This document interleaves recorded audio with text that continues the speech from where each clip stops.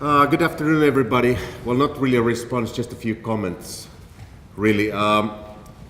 First of all, as I work for the Ministry of Employment and Economy, I'll be taking more of a national view on some things and talk about maybe more an innovation and export view rather than looking at the policies. I'll touch policies just in the end.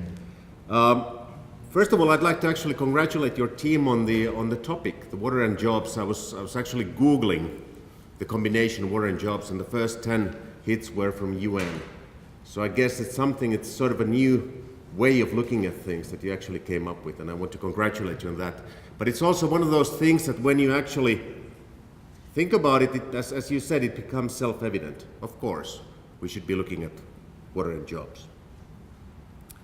One of the things that really struck me was the picture, or the map of the world. And as you already mentioned, that some of the countries that are on red are the countries that have the highest growing economies in the world. They are also the countries that are one of our major trade partners in this world. So if, for any reason, water is the limiting factor for their growth, it will also affect the way we grow.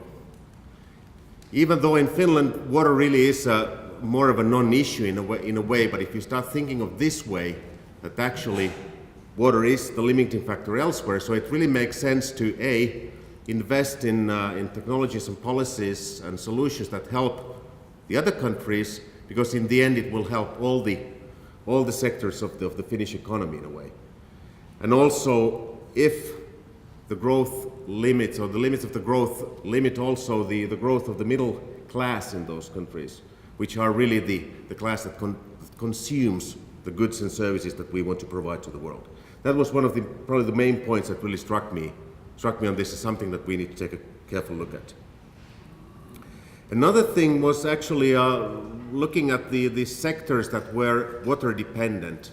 There was something that was sort of missing. I understand that they were just examples. But one of the things that actually is quite important for Finland, and we are more and more getting aware of it, is actually the recreation and the nature travel sector. So basically, you have the industries that are using water, and what we want to do is we want them to use the water in a such way that it is better after their use, so we can actually enjoy our pristine lakes and waterways for recreational use like fishing or just paddling or canoeing on them, and really gives the pressure for those companies also to operate in a responsible manner. So it's really a part of their social license to operate, that they are allowed to operate in the places which have a certain natural beauty in them.